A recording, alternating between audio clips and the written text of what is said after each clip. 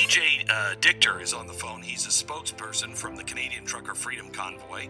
BJ, how are you, sir? Good to talk to you, my friend. How are you? Well, good. I wish you guys didn't have to do this, but I'm glad you are standing up. Tell me about the convoy and what you're protesting specifically, and how many people do you think are really going to show up? Well, basically, there's two general areas that we're most concerned with. One is the authoritarian mandates, the lack of freedom of choice, and the other is this app, which I discussed last night in Tucker Carlson, and I explained that the other night when I was coming across the border for the first time using a COVID app on my phone, okay? I drive up to the border gate and I hold my phone to show the QR code to the border agent. And you know what he says? He says, "Oh, it's okay, I don't need to see it." I said, "Why? Isn't there the regular?" He said, No. You already popped up on my computer. So as soon as you drive in a certain vicinity of my booth, I can see your passport and all of your documentation before you even come here. Oh my gosh. And I thought, yeah, what is that? When do we start, expanding that technology across the entire country? There's your basis for social credit and tracking absolutely everybody, which is what we've been saying about this the entire time, and nobody's been listening to us. So, we all see that the basic philosophy underlying this entire problem that with all the truckers are angry and fighting about is we don't want the government to protect us. We want the government to protect our rights. And they've been negligent in that, and they are violating the Charter of Freedom of Rights and the spirit of the Charter of Freedom of Rights to do all this for the Great Reset, for this authoritarian AI, modern communist, this philosophy, which is completely crazy.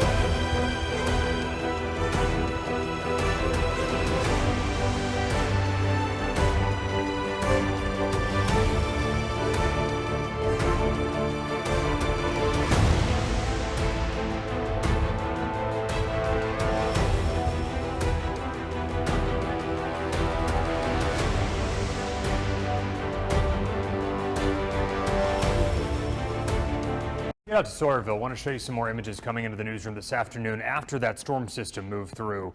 This right here, this is what it looks like out in that community. You can't get up that road. This is Highway 14, having a difficult time making your way up there because of power lines that are down. Some trees, you see that one came down right on top of that family's home in Hale County. And there are a number of roofs. We're getting reports of shingles ripped off. One roof Bria showed us just a few moments ago that looked like it was about to collapse at any moment. Yeah, we were watching earlier the WVTM 13 live Doppler as we were watching those debris signatures, and we saw the debris lofted in the air. Officials there with the EMA, they do say that 4 people were injured in this area. This is according to county officials, and entrapments too. This is in the river area all the way to County Road 50 again in Sawyerville. We are still on the scene. We have Bria there. Her boots are on the ground trying to monitor the conditions and see all the devastation from these storms this afternoon. You're looking at this one picture. It looks like up ahead you've got something in the road, and that's what those first responders are encountering right now as they're trying to get through Hale County, trying to make their way into these communities and figure out exactly what's going on. They're dealing with some limbs that are down, some power poles potentially that are down. A major military operation could be on the cards to keep nursing homes from collapsing under the pressure of Omicron. The Army is on standby to assist aged care centres to ease chronic staff shortages and manage COVID outbreaks, as even the Prime Minister admits the sector is in crisis. Scott Morrison conditioning for the real campaign ahead. How's the pressure? Oh, that's lovely. That is perfect. Leaving one happy voter. Wow. He's very gentle and yet a little bit firm.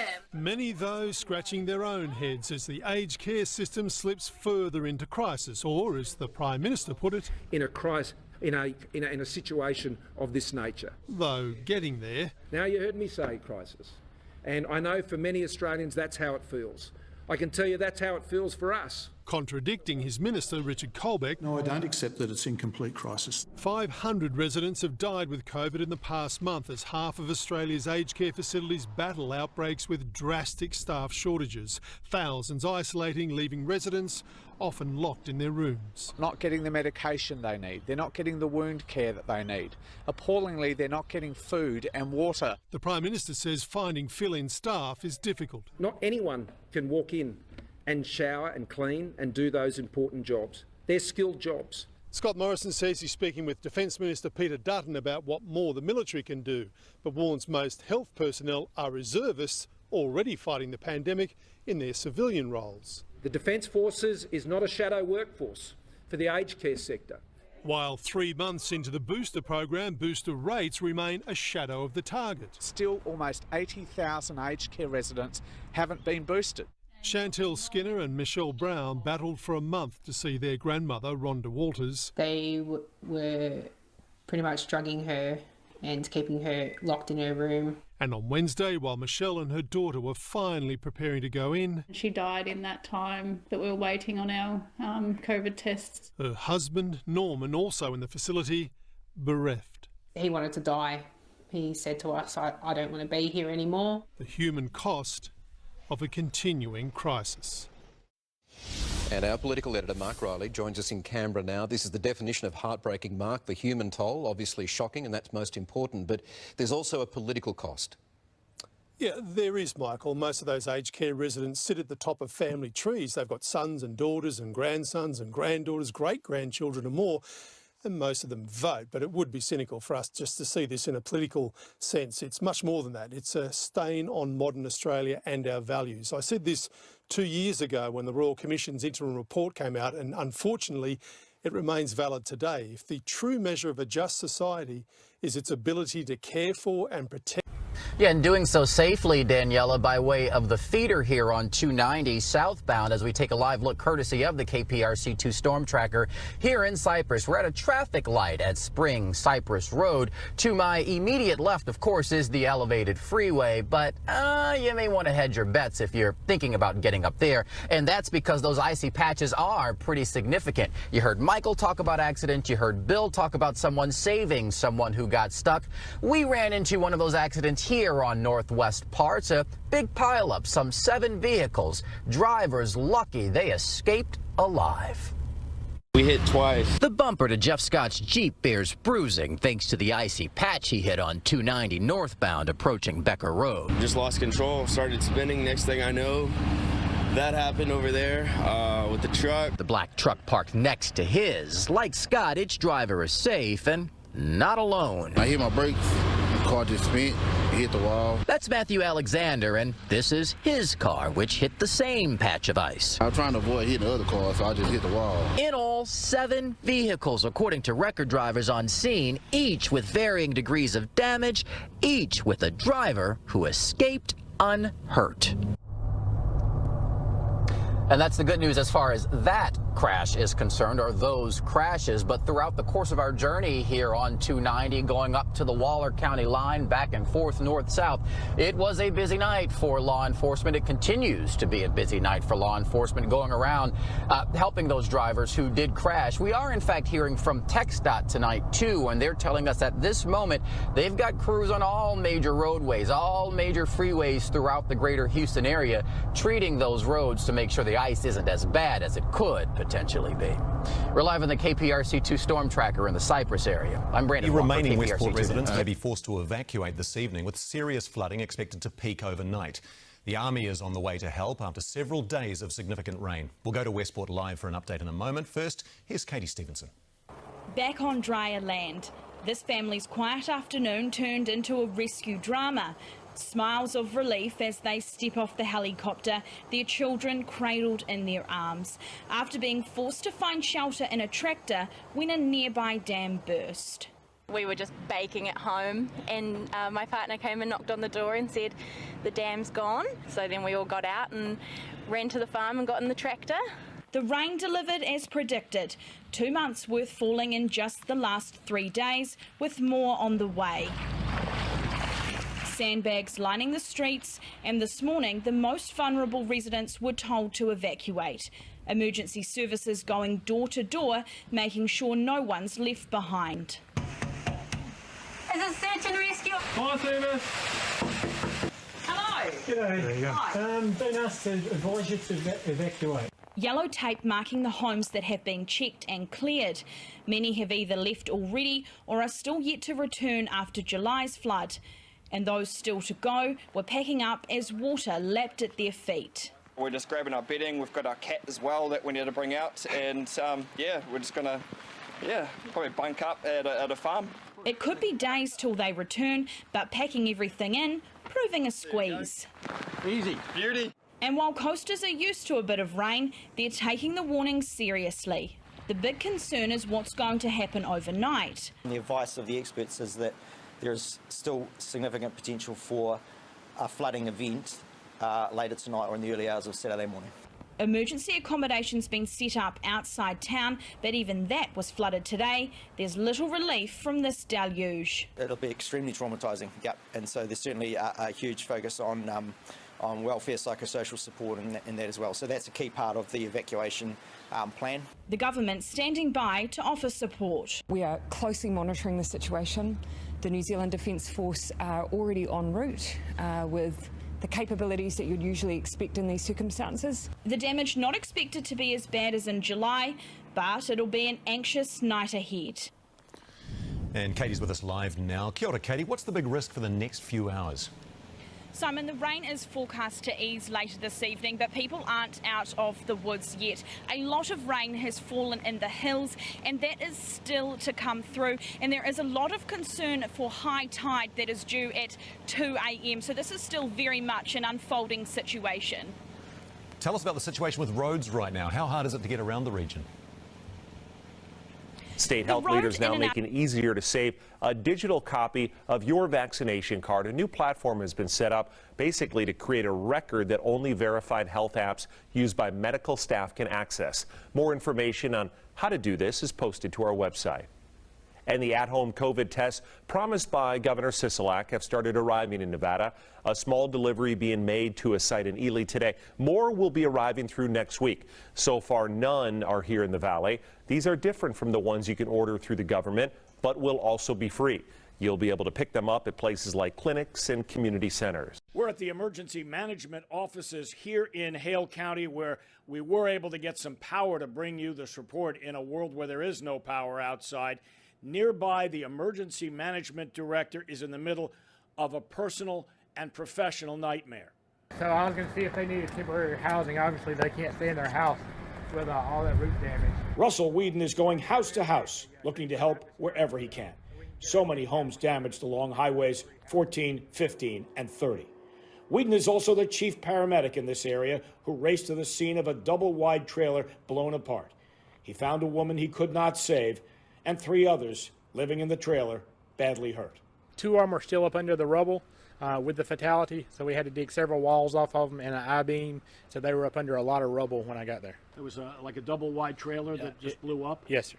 It blew it all the way across the road. He did his best to treat them, but he calls their injuries super critical. They had head injuries, neck injuries, orthopedic fractures, the worst you can see. All 3 were taken to DCH in Tuscaloosa. Not far away, 5 people were less seriously hurt, including a woman with a broken ankle running to a storm shelter, others with cuts and a bloody nose. Thoughts now turn to dozens of folks in this town of fewer than 2,000 people who lost their homes. If anybody's looking for temporary housing, go to the Greensboro Baptist Church in Greensboro, and Red Cross is going to meet them there, and we're going to figure out where to put them if they need somewhere to stay. So as the cleanup continues, the fear the death toll may rise goes on into the night and into the morning. And this was a twister with a haunting twist. I'm told the tornado that came through here on Thursday took exactly the same path as a tornado that killed 8 people on that infamous day, April 27th, 2011. We're in battered Kansas City County. activated its extreme weather plan today, working with local shelters to find beds for anyone who may be in need. But the reality is not everyone is able to get to these resources. This morning, Kansas City's only day shelter found people sleeping outside their downtown building with nothing but a blanket, a thin blanket. Megan Abundis shows us how that image sparks some action today. I had a 28-year-old young woman sleeping on the sidewalk with only a blanket over her. First off, you go, is that person alive? And thankfully, you hear this, I am awake. And I'm like, can you get inside? And she's like, I can't move. Haunting photos that show people's immediate needs. Doug Langner, who runs Hope Faith, provided for that woman and 240 others today. Warm shelter, food, and a shower. And I've only been homeless for about 4 months, but the problem is definitely not getting smaller. It's getting bigger, faster. Maurice Lyles knew he had to get out of the cold, but said there was no one to tell. Hi, Dad. I miss you. I'm still alive. Can't contact you. My phone got stolen, and I have no way to contact anybody. Hope Faith staff says these are stories of people just trying to get by. The work we do takes people, so if people could always look at maybe wanting to trust us with a few of their dollars. We thought that story might have ended there, but as more people saw those images of people sleeping outside in the snow, civic and community leaders stepped up, having conversations about what they can do now to help keep people safe. So we went back and talked with Doug. This morning I felt helpless for a moment, just for a moment. And then it was like, no, we got to start acting. Langner says he took a Zoom meeting with Jackson County officials who say they want to help this week monetarily. Langner says his proposal to the county will focus on securing food and salaries of people to prepare it. That's a step in the right direction in an otherwise cynical world. Langner says he'll keep working to avoid finding this again tomorrow. In Kansas City, Megan Abundis, KSHB 41 News. Anti-vaxxers have targeted schools in Melbourne's southeast, trying to stop parents from vaccinating their children. They've bombarded families with COVID misinformation delivered to their homes. Disguised as fact and anonymously delivered. This glossy pamphlet filled with COVID vaccine misinformation has been dropped into letterboxes across Melbourne's southeast. They don't put a name to any of their pamphlets. And somebody that may be concerned may take that pamphlet as gospel. Furbank Grammar in Brighton raised the alarm after parents received them. They believe their area has been targeted because the school was the first to offer on-site vaccines to their students and other local children. It's because we put the health and well-being of our community at the heart of everything we do, and then we get trolled for it. It's extraordinary. I'm glad that not only is the school helping its student, but it's extending the help to everyone who needs it. More than 80 pamphlets were handed in to Furbank Grammar, but the letterbox droppers also targeted homes around 6 other local schools. It's seductive. The first couple of points appear, that's reasonable, and then it just seduces you into absorbing everything. But as soon as you get to the word vitamins and zinc, it immediately declares itself as total rubbish. This is dangerous misinformation, and my message to parents, to school communities, is to ignore it. It's also a very fringe minority in our community. Furbank Grammar has emailed 7,500 members of their community to warn them about the pamphlets. They've also made it clear they won't be intimidated. Furbank's all about helping out the community, and so people can slander us for that, they can abuse us for that, but we know we're doing the right thing, so we're sticking with it. Chanel Vella. Well, this is really the last thing consumers want to hear during the winter, but energy prices are on the rise. Yeah, we're talking more than 100 million people under winter weather alerts, and that will lead to supply and demand issues for natural gas, as so many Americans will crank up the thermometer. Especially this morning, Ted said it was near freezing. 𝐿𝐻𝐿𝐻𝐿 spoke to some local residents about the hike in their bill. They're not happy about it, Christian. They are not happy. Let me tell you, many Southwest Gas customers were taken back by their bill, some telling us their monthly bill doubled or even tripled their normal amount, but their usage didn't. Now, Southwest Gas issued a warning back in November about this, saying the cost for natural gas was expected to go up this winter, and it did. Now, the company says the increase is due to the price of gas going up, as well as an increase in usage. Local residents like Ashley telling us the hike in price made a big impact to her budget. It impacts it a lot. I'm facing some employment challenges, as many are right now, and not knowing really what your bill is going to be any given month is pretty challenging. You don't know how to budget accordingly. Well, there are some ways to help keep the costs down. Southwest Gas recommends setting your daytime thermostat between 65 and 68 degrees and maybe lowering it at night. Change and clean your air filters on a regular basis. That also helps. And seal any cracks or leaks around doors or windows. It can definitely keep some of that warm air inside. Now, a spokesperson for Southwest Gas told us they understand customers may be experiencing natural gas bill higher than expected. They are encouraging customers to take advantage of their equal payment plan. We have those details on our website, 8newsnow.com. 𝐿𝐻𝐿𝐻 is live, local now. Congressman John Garamendi joining us. He is chair of the House Armed Services Subcommittee on Readiness. Thanks for taking time to speak with us about the situation in Ukraine. Delighted to be with you, and it is a serious situation. Well, the White House and the Pentagon did announce today about 3,000 U.S. troops going to be deployed to Eastern Europe. Exactly where are they going? What is their mission? Well, the mission is to further deter Russia from invading Ukraine. They are not going to Ukraine. They're going to Poland and Romania principally. Most of those, about half of those troops are already in Europe. They're permanently stationed in Germany. The other half will be deploying from North Carolina, the 82nd Airborne, and they'll be deploying to Eastern Europe, not close to the Russian border, but in the Eastern European countries of Poland and Romania. A further message to Putin: don't mess around. Don't do this. The other really important thing that's going on here in Congress is the development of a very serious sanction legislation that would go right to the heart of the Russian economy and right to the pocketbook of Putin and his cronies, the folks that are in charge of the Russian Federation. That piece of legislation, we expect the Senate to move it sometime this week, and hopefully the House, giving further support to Biden on the diplomatic side of this. On the troop situation, how do you feel about the message this is sending to our NATO allies? And you mentioned a message to Russian President Putin. Is he going to take it seriously? He should. He should take it very, very seriously. It's not just the American troops.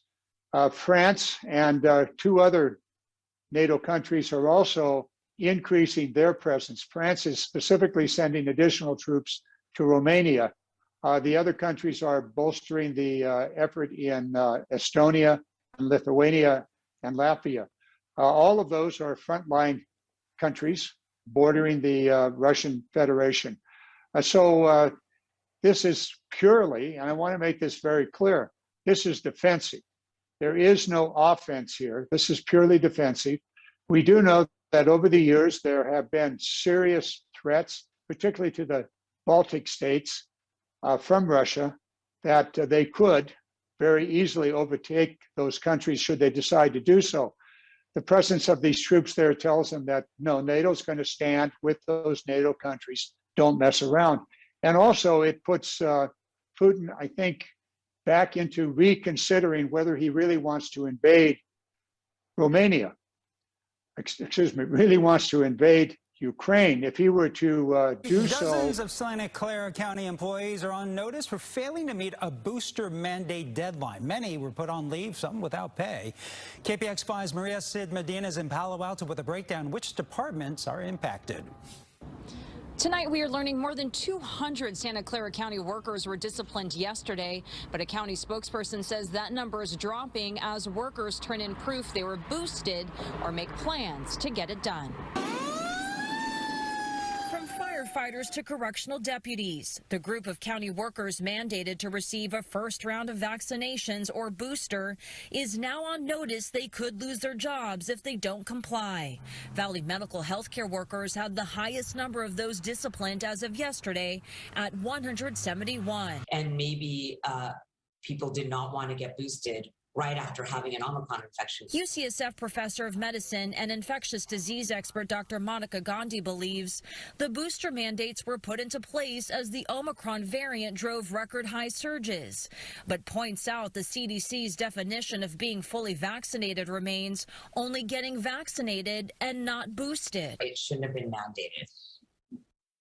Oh, so you don't believe that it should have been mandated in the first place? I think it should be encouraged, just like the CDC is encouraging. But again, a mandate is usually by the CDC definition, and they are only requiring 2 doses. Tonight, 31 San Jose fire personnel also under the mandate have not complied. A firefighter who wished to remain anonymous told KPIX5 they were first told they must start getting their vaccinations by January 24th, not complete them. Now they're concerned they'll be without pay until they get their second shot, unless they use vacation time while they're out. I mean, I think that the employees have every right to say, you know, let me show you the CDC website right now. This is the definitions. And a county spokesperson says no one disciplined has lost their job. Each case will be reviewed, and as long as an employee takes the steps to follow the mandate, they'll be in good standing with the county. In Palo Alto, Maria Sid Medina, KPIX5. Also developing tonight, investigators are now trying to determine if drugs, alcohol, or mental health played a factor into that deadly mass shooting in Oroville last night. We brought it to you as breaking news. The suspect is 21-year-old 𝐎𝐍𝐷 Coleman. Deputies say he had a felony warrant in Alameda County. This particular individual in no way, shape, or form should have been in possession of a firearm. And as Mr. Ramsey noted, there is a previous history of this individual who is merely 21, engaged in this kind of conduct. The shooting left a 43-year-old woman dead and others injured, including a pregnant 25-year-old woman and a 30-year-old man, both in critical condition tonight. We are told an 11-year-old girl is in stable condition. ABC 10's Van Tu has a closer look at the timeline of exactly what happened.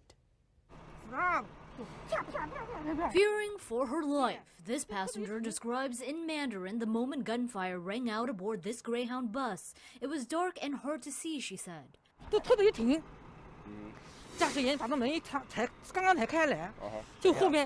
She's unsure what started it all, but investigators Thursday piecing together a clearer picture of this mass shooting just after 7:30 p.m. Wednesday at the AMPM on Feather River Boulevard, a regular Greyhound bus stop, when they say 21-year-old 𝐎𝐍𝐷 Coleman fired off 12 rounds, killing 1 and injuring 4 others. He was exhibiting what I think could best be described as paranoid behavior.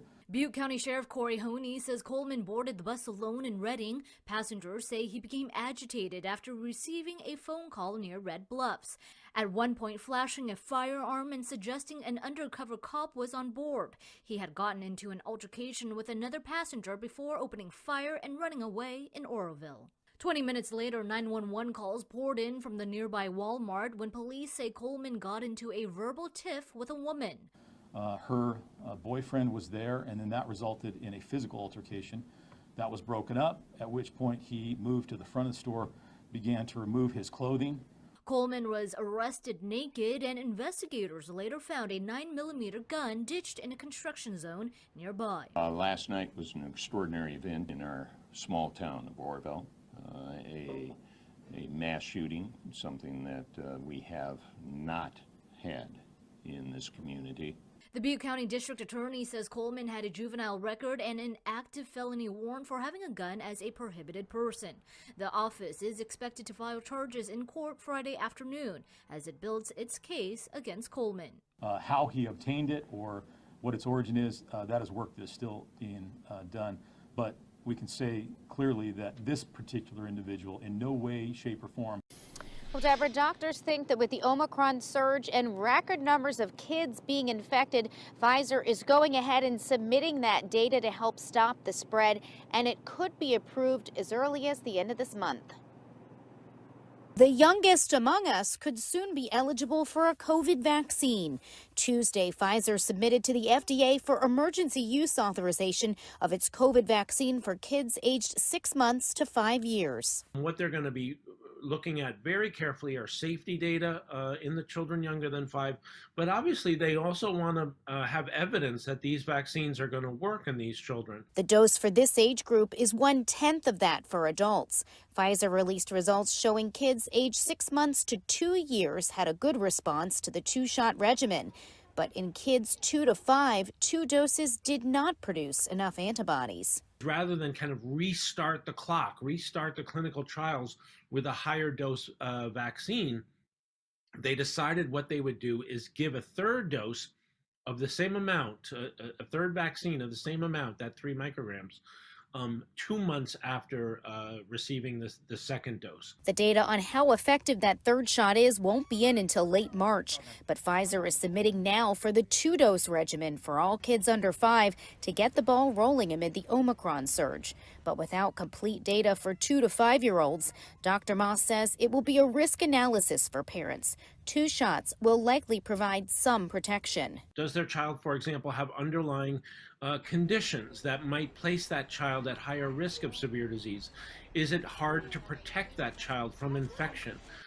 So it is a risk-benefit analysis calculus, as it always is with these vaccines. But vaccinations among kids aged 5 to 11 has been lower than expected, around 30%, and Moss anticipates it will be even lower with the younger kids.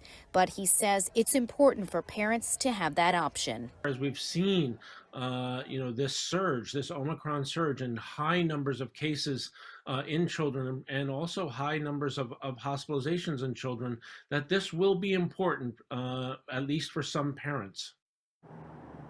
Dr. Moss says one possibility would be the FDA would approve it for kids aged 6 months to 2 years, but hold off on approval for kids 2 to 5 until the rest of that data comes in. Reporting live downtown, Kim Dacey, WBAL TV 11 News.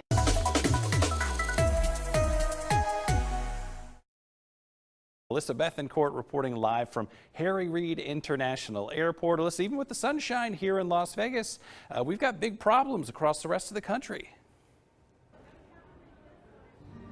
Yeah, Justin, that's right. You know, we are seeing thousands of flights being canceled this morning, including a few here, right here at Harry Reid International. Really just a sea of red on these flight information boards, and that is bringing a whole lot of frustration and anxiety for people that are really just trying to get back home. You know, I spoke with one woman just a few minutes ago. She is headed for LA and says she cannot afford to get stranded here in Vegas. 54 flights have been canceled in less than 24 hours. Your reaction? Please don't tell me that. Oh no, really? I mean, why? Because of the weather back east? What does that have to do with Vegas? Oh man, well I think we've all been there before, but look, the reality is this major winter storm is putting millions of Americans in the path of heavy snow and freezing rain, and it's forced airlines to cancel thousands of flights for today. Now the airport is urging passengers to constantly check their reservations, set up alerts, and prepare for possible changes, but so far here back at Harry Reid International, we have not seen that much foot traffic this morning. However, I do know who is tracking traffic all across the Las Vegas Valley. That is our very own Zora Asbury. She joins us now live with the very latest. Zora, good morning. Good morning, Alyssa. Alyssa, bless this lady's heart. I hope she has no delays. Hopefully you don't have any major delays this morning as well. Pfizer's COVID vaccine for children under 5 could get approved soon by the FDA, but there are still many questions and concerns about it. Dallas Alvarez joins us live at the 𝐄𝐲𝐻𝐚 Medical Center looking for answers. Morning, Dallas. Good morning, Christine and Ross. And we've been hearing a few answers throughout Wake Up today. And in the next hour for Take 2, we're going to hear again from Dr. Melinda Ashton with Hawaii Pacific Health for anyone who has any questions or concerns. So make sure you stay with us for that. But besides on what is going on with COVID-19 vaccines, it is Heart Month nationwide. And with that being said, Hawaii Pacific Health is going to introduce the first ever pediatric heart center in the state of Hawaii. And here joining us to tell us more about it, we have Dr. Andrash again. He is a pediatric and adult congenital cardiologist for Hawaii Pacific Health. Good morning, doctor. Good morning. So this pediatric heart center is going to be the first in the state. So how is this really going to help people out? It brings a tremendous help to the state of Hawaii. Currently, about half of Hawaii's keiki have to go to the mainland for a serious surgery or an intervention. We are about to change that with the Pediatric Heart Center here, and our aim is to keep at least 90–95% of these children here, have their surgeries, have their interventions here, and have the families stay with them. That's amazing. That's not only going to save a lot of money, but bring a lot of peace of mind as well. When do we see this pediatric heart center opening up? We are hoping that it will open up this summer or latest maybe early fall. So definitely this year, probably the summer. Right around the corner, and hopefully the climate on everything that we've been experiencing will be a lot different then. Now, as far as the different services go, what is this heart center going to provide? This Pediatric Heart Center at Kapilani will be a comprehensive heart center. What that means, it will have services for all kinds of cardiac problems for children, adolescents, and even young adults. It will provide surgeries, provide intervention in cardiac catheterization laboratory, ultrasound, EKG, stress test, whatever you can imagine, whatever is available on the mainland, we'll have it here in Hawaii.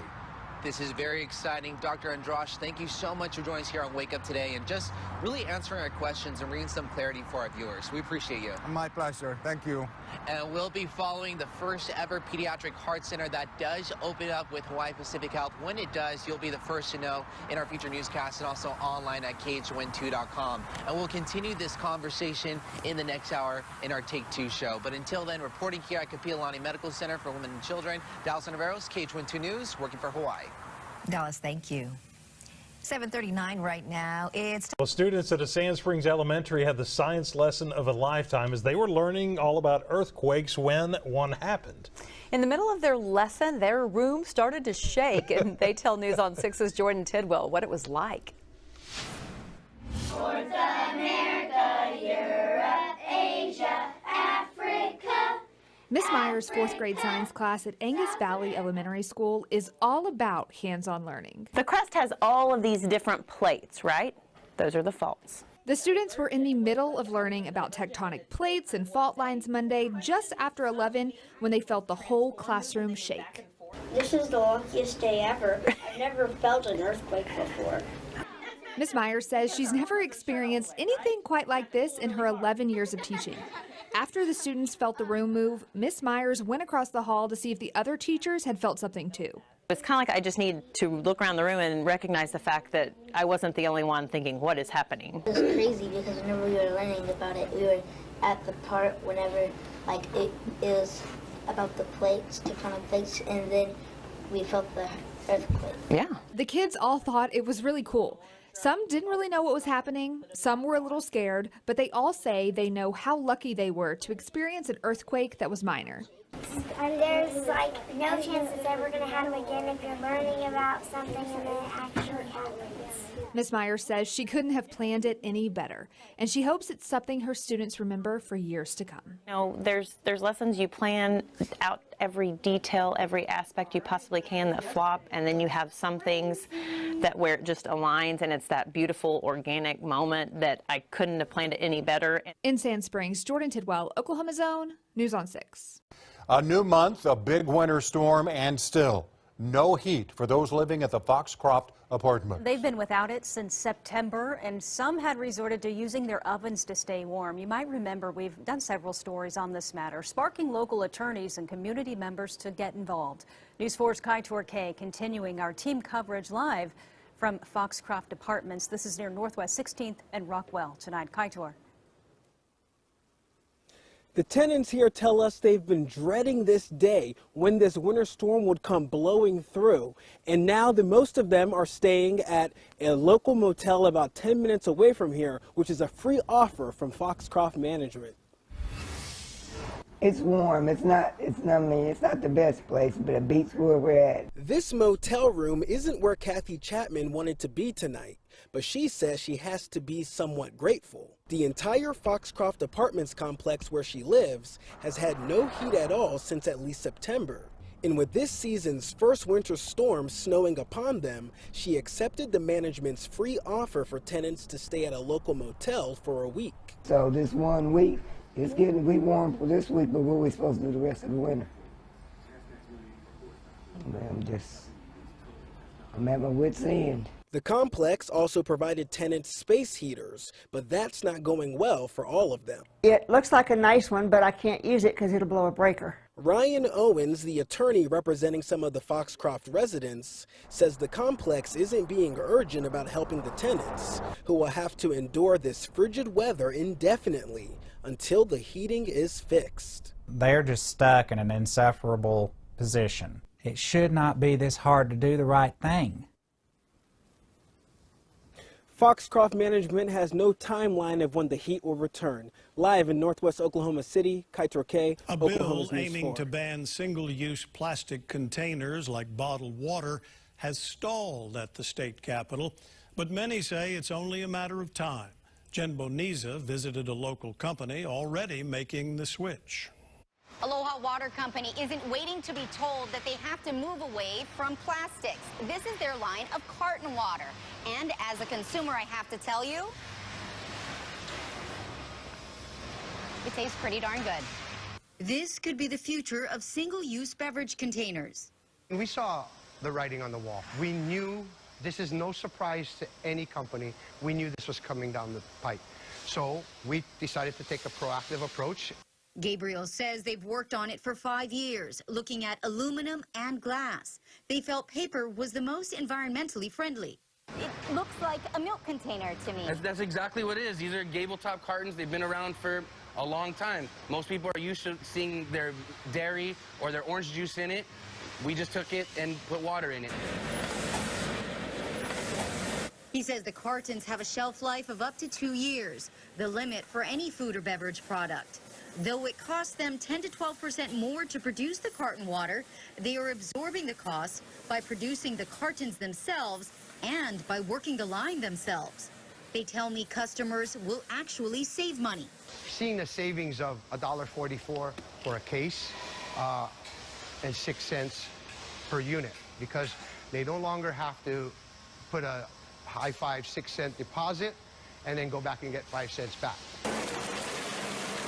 According to the state's Office of Solid Waste Management, more than 376 million plastic containers were sold between July of 2020 and June of 2021. More than 217 million of them were redeemed through the High Five program. That's still millions of recyclables going to waste, likely ending up polluting our environment. We don't want to be part of that problem. We wanted to be a solution. And we wanted to show them that, hey, there are alternatives out there, and it's not going to drastically increase the cost or increase the price for the consumer. The product is so new, it isn't even in stores yet. But Gabriel says you can contact Aloha Water Company directly. Log on to 𝐄𝐻12.com for more information. Jen Boniza, 𝐄𝐻12 News. And preparations are underway for the rollout of millions of vaccines for children under 5. It comes as cases decline across the U.S. Still, health experts say there's more work to be done when it comes to getting the unvaccinated to roll up their sleeves. ABC's Morgan Norwood has the latest from Los Angeles tonight.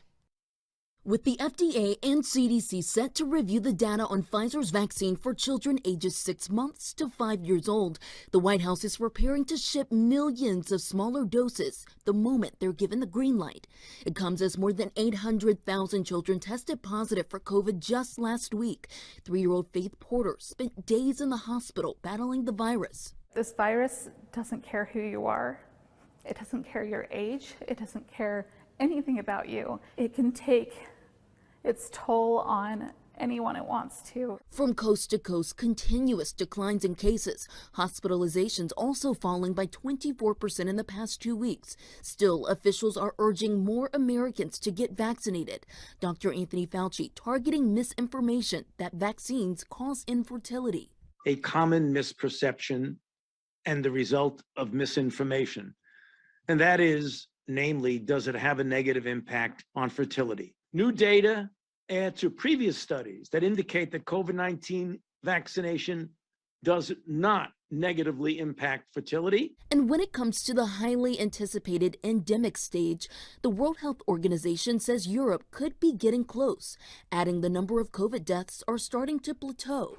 In Africa, scientists potentially closing the gap on vaccine equity, announcing the first mRNA COVID vaccine using Moderna's data. If this project shows that Africa can take cutting-edge technology and produce cutting-edge products with it, that will banish this idea Africa can't do it.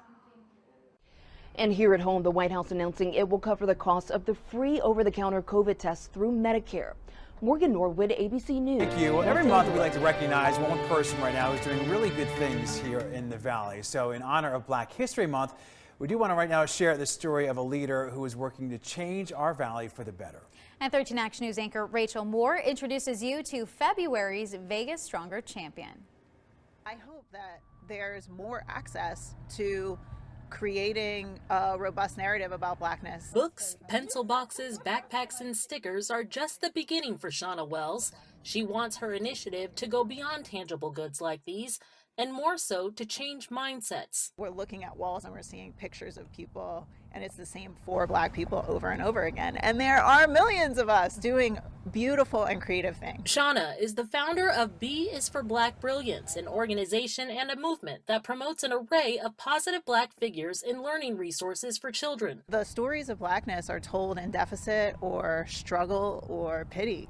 And that became a point of frustration for me as I was working to teach children and working with senior leaders in education to try and draw on examples of Black brilliance. Shauna was a teacher in North Las Vegas and then a principal in her hometown of Philadelphia.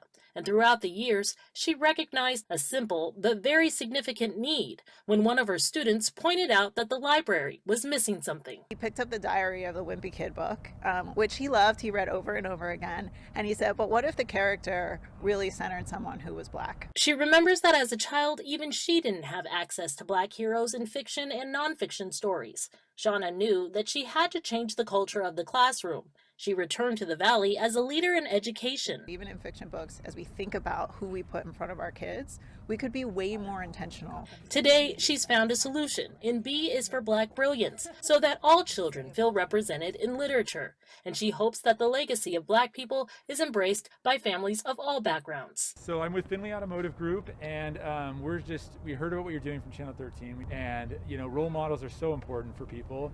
And so we just wanted to support you guys and highlight you as our Vegas Stronger champion. Wow. And so just give you this token of our appreciation and support. Thank you so much for what you're doing. I so appreciate it. Thank you. Rachel Moore, 13 Action News. Teachers make such a world of difference, and what she's doing is just incredible. Well, Shauna launches B is for Black Brilliance in February to recognize Black History Month, but she hopes the movement will continue long after. And we have a link to her website and this story at ktnv.com. By the way, Vegas Stronger Champion is sponsored by Finley with veterans suffering from toxic burn pit exposure. Those are areas used on military bases, usually overseas, to burn waste like food, plastic, toxic chemicals, even fuel. For many veterans, burn pits were just a part of life while serving overseas. But now, vets are getting sick because of that exposure. IBC 15's Patrick Hayes shows us how a new law could help vets get the care they deserve. It is all new. 30. I had some respiratory issues, and I thought it was asthmatic. Army veteran Patrick 𝐄𝐻𝐿 knows what it's like using burn pits and the problems they can cause.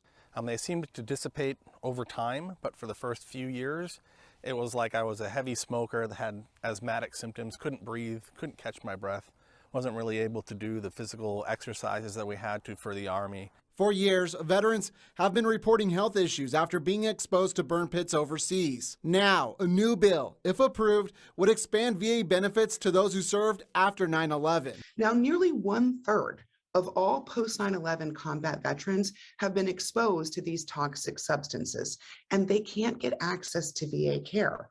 The Health Care for Veterans Burn Pit Act includes expanding the amount of time a former service member can apply for care. It would also require the VA to do a toxic exposure screening during medical visits. Lawmakers are also calling for an outreach program and more training. Here in Arizona, more than 6,700 veterans have filed paperwork with the VA documenting their exposure to hazards like burn pits.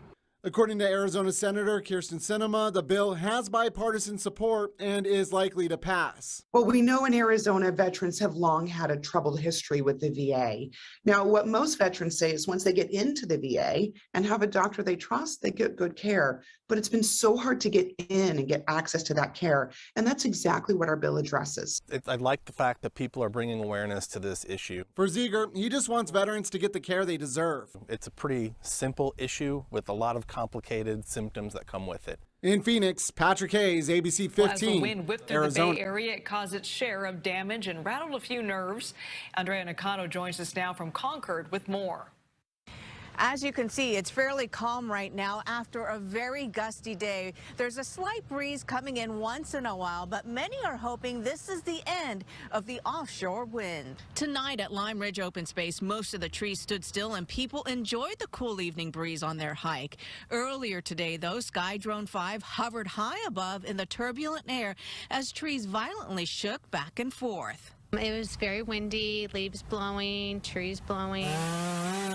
The wind was no match for a pine tree at Doug Donegan's home in Concord. I was stunned. Donegan had just walked out of his home to get the mail when he first heard, then saw the tree crash to the ground. Well, it was a very deep rumbling sound when the trunk broke at the base, and then the crackling of the wood as it fell down through the trees. This and down power lines were the biggest concerns as part of the Bay Area experienced a wind advisory and warning. Gusts up to 70 miles per hour were picked up at higher elevations in the North Bay. Offshore winds tend to strip the moisture out of the air and vegetation, but last year's storms held off fire danger for now. It's for sure fire danger. It gets scary. In Concord, 𝐉𝐄𝐒𝐿, KPIX 5.